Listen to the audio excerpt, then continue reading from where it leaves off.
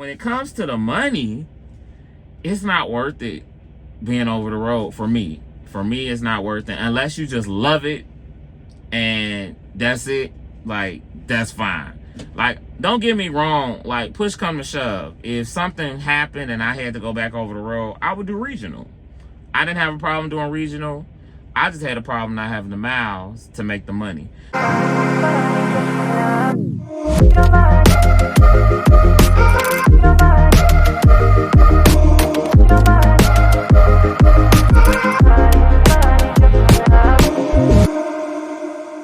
Alright, so first things first, your boy don't have a sleeper anymore. I have a day cab. And I don't know, I'm still adjusting because I miss the space in a sleeper. Because like right now, I am parked at a TA. I'm parked at a TA because last night I found out that my tail lights were not working. The brake lights work, the four ways work, turn signals work back there of the bobtail. But the tail lights are not working. And I need those jokers to work because I start at 3 p.m. and of course I'm driving at night, so I need it to work. Even with the light check button, they work. Like, they literally stay on like they're tail lights. But when it's time for me to turn the lights on, they don't do anything. It's just black back there. So we're at the TA here. I'm waiting in line and they're gonna hook us up. But what I do like about this day cab, and I'll show you a picture, I'll put a picture up. But what I like about this day cab is this window, y'all. This window. Now I'm getting like so I'm getting spoiled with this window when it comes to hooking up, unhooking, like just to be able to turn back and steer like I'm driving a car. Like, it's been amazing. It's been amazing. You can make sure you can see if you're doing, if the trailer is too high, too low. You will notice that just from looking out here. Back in my sleeper, in my Freightliner, I will put one row of tires under there that will let me know I'm close enough to the trailer, and then I will get out and look. That's the way rail taught us how to hook up to trailers. I know some guys, they just go for it and boom. But that's how, when you do it that way and you stay safe, you won't come across high hooking. Like, if your trailer is high and you hook under it, man, this fifth wheel will just go. It will just keep going and you'll get yourself in some mess, and the kingpin will be fronting the fifth wheel, and then you're gonna have to get out there, get your muscles ready and crank that trailer up so that you can bring that fifth wheel back. And that's a lot. So I've seen a few people done it. I've done it almost. I think I did that almost with one of my trainers, but we were able to save it. It only takes one time for you to do something like that. You do that one time and you like, nah, I ain't never letting that happen again, because I was sweating. And this comes after you driving for 8 hours, 9 hours in a day, and then you do something like that, you just like, what? So so let's talk about regional versus local. Regional, like semi-OTR, versus local.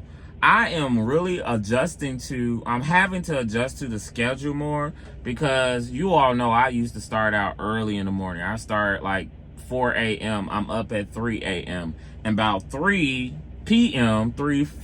p.m. I'm shutting down. I'm ready to chill out. But my body is now having to readjust. Like, no, you need to be getting up, and your energy levels need to be getting up for 3 p.m. So I am experimenting with, at night when I go home, if I get home like 1, 2 a.m., do I stay up a little bit and then go to sleep? Now, I am the person that can go to sleep in the daytime. I can go to sleep when it's light, bright outside. I have no problem.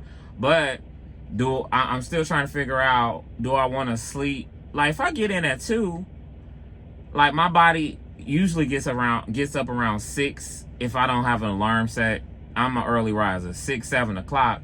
But that's still not enough sleep coming in at 2 a.m. So I'm trying to see if I should, when I go home, should I go straight to sleep, or should I stay up a little bit and then go to sleep? and then wake up about maybe 1 o'clock and then get myself ready to go to work. I don't know. We're going to figure it out. We got to see what works because it's different. And what I didn't do, I didn't take time off between leaving one job and going to the next. When I left rail, I parked my truck on a Friday, cleaned it out Saturday, and then Monday, I was at orientation. I got on a train, I was at orientation. I got there Monday. They put me in a hotel Monday.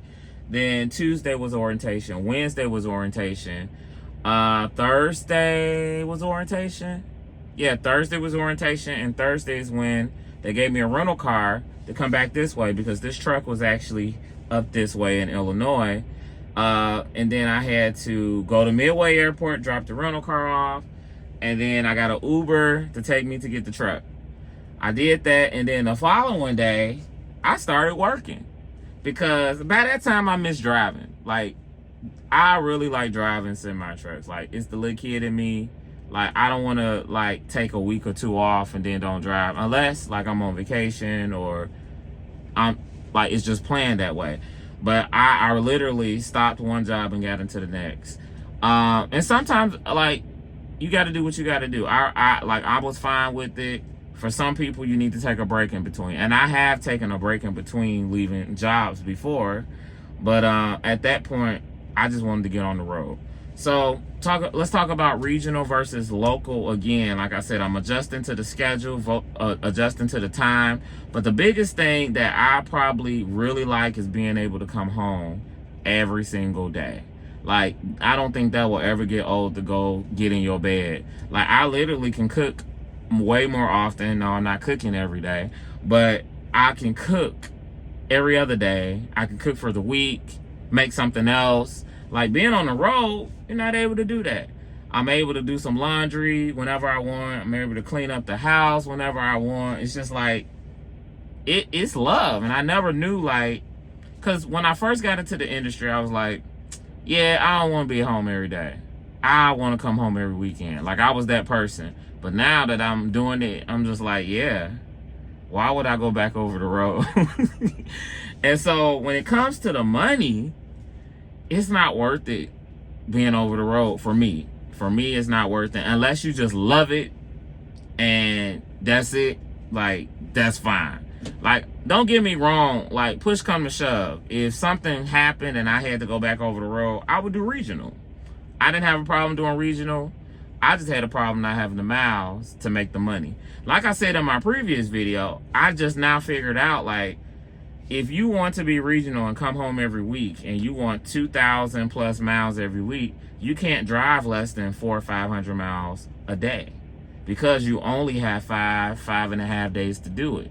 And if one day you drive 200 miles, the next day you driving 300 miles, you just might as well forget it. That check is not going to get 2,000 miles because you only have 3 more days. And with you having to take a 10-hour, you can even split your clock, but you can only drive so much in a week. So, in that regards, I would say, I guess you need to be national. But that's that. I have a thing. I don't want to be out for 30 days. Like, I'm good. Not that I would be homesick or nothing, but only way I could see myself being national is if I live with my mom, I live with my dad, and I'm just like, I'm trying to make ends meet, and I can just live on the road. But I'm pretty established when it comes to having a house, so it's like, nah, I don't need to do that. And then I almost feel like, I'm not going to say it's safer, but because, I mean, something can happen down the street, something can happen an hour away, but I feel like it is a bit safer knowing that you do come home every day versus you being out around the country in the boondocks, and who knows, something can happen, and if you have to get back this way, it's more harder to get back home versus being out national. So, yeah, so far, so the way my schedule works, and we're gonna do a day in the life. I'm gonna do a few vlogs and let y'all see like what the job entails. But so far, you all, it's been like a 180, literally a 180 turn. And I guess because I'm on a dedicated fleet, like, it makes way more sense. The work is there. From 3 p.m. until, I actually have a choice of how long I want to be out, but of course I want the money, so I'm coming home, well, about 1, 2. I want to run my drive clock to no less than 2 hours, an hour and a half. And I'm gonna play with that too now that the weather's being more consistent. I don't want to get stuck being somewhere and then I can't come home because I'm in this day cab. Now, if I had a sleeper, that'd be a different story. If I had a sleeper, your boy still would be at a truck stop. I'll have Jax with me, and I'll be like, yeah, we ain't going home today. We're going to stay at this truck stop, and then we're going to do a 10-hour. We're going to get back out here getting these loads. That's what I would do if they gave me a sleeper. I would run it up. But, hey, and then still have, like, the liberty to go home when you want to. That will be clutch. But so far, I do like the company. They have done everything they said they would do. It wasn't no gimmicks. They had a bonus when it came to orientation. All you had to do was do orientation, get your truck assignment, and then start working, do your first load. And I did all those things, and it was $400. I think I also had a day where they were trying to still get a truck, and they didn't have it for me, so I ended up staying an extra day. They paid me $250 for that. It was layover. Layover pay, yeah. So they gave me $400, $250, and then plus the 3 days I worked. If you do the math, and I'm gonna say this out, I'm just gonna say it. That check, and I'm talking about net, I'm not talking about gross. That check was the highest check that I've gotten from trucking. And I only worked 3 days, did orientation, did all of that, and in 3 days, the check was higher than any trucking, any rail check that I had got. And that's when I was like, yeah, I made the right decision. I have not even worked 5 days yet. I have not even worked, and you can work 6 days if you want. So I'm saying that to say, like, hey, do what you got to do for you.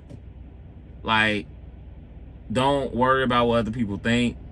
Like, if you feel like you're being compensated for what you do, you're being compensated for your skill level, and you think it's okay, then okay, deal with it. But if you know you are worth more, hey, push forward, do what you got to do.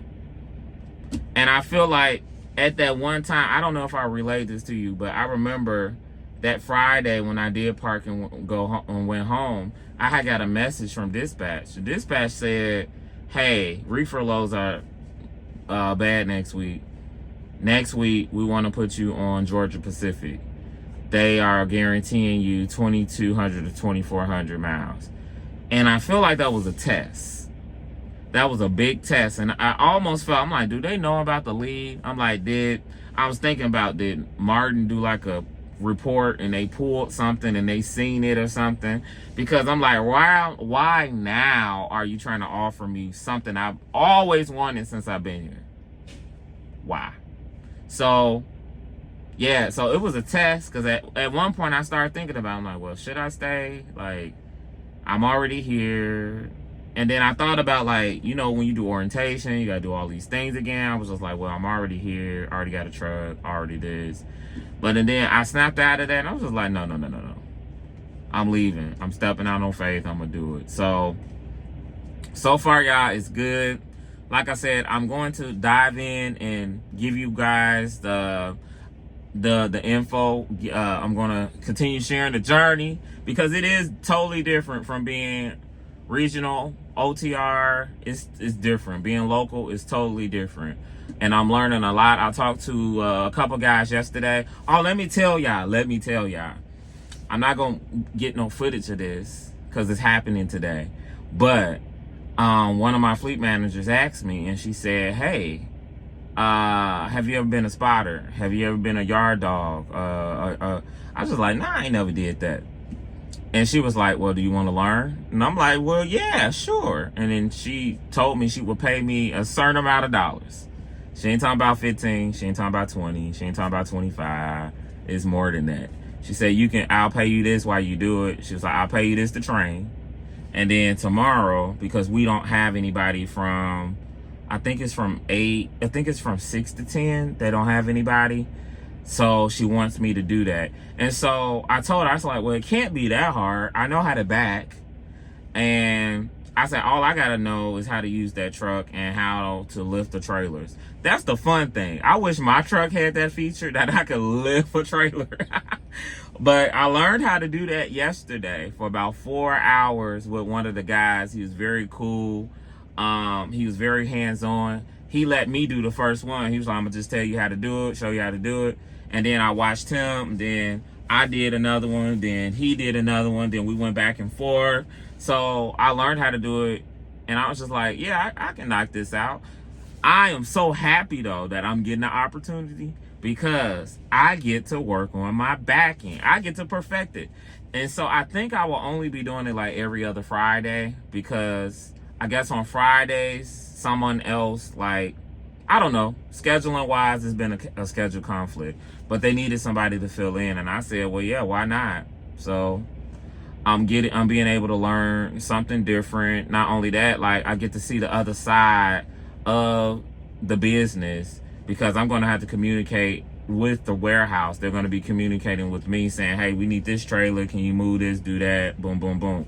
So like I said, I'm always open to learn, and I'm grateful for the opportunity, because I literally get to just be practicing back and moving these trailers. And that's how I see it. Like my skill level now for backing, I get the job done. I don't hit nothing. Like some days I can get it in there one shot. Some days I do about 1, 2 pull-ups. Some days it's 3, depending on what it is, where it is.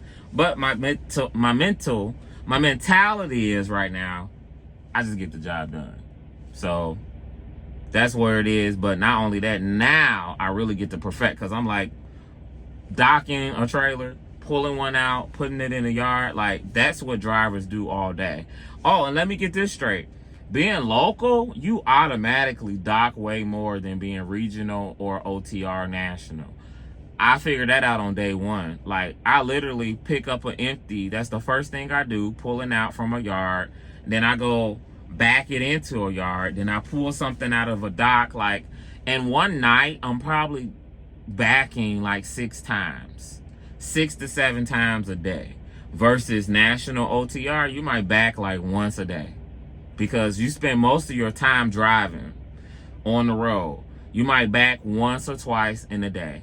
If you get to a truck stop, you might do a pull through. You might back in sometimes, but you're not doing a whole lot of backing when you are regional and OTR. So I remember when I was regional, I really tried to be perfect with my backing, because I was just it didn't happen often. I might get to a spot, been driving 8-9 hours, and now I gotta back. So I would be like, oh, here we go. But being able to back for 4 hours at a time, I don't even know how many trailers I'm gonna move, but I just like the fact that I'm able to do it. It's like being back at the range, learning how to back. You get that practice. So that's it. That's the quick update that I wanted to give you guys. Thank you so much, you all. I can't say it enough, but I really thank you so much for all of the support that you guys have given to me over this journey. I've had guys email me. I've had gals email me. Chelsea, thank you so much. Like, the love you guys have shown, I just thank God for you all, because you all like pushed me to keep going. For real. I am for real with that. To know that strangers are rooting for you. Strangers are saying, hey, I got some advice for you. I've been driving this long. Or you should think about this. You should think about that. Suggesting, encouraging, giving me your wisdom. I really appreciate it. Be blessed.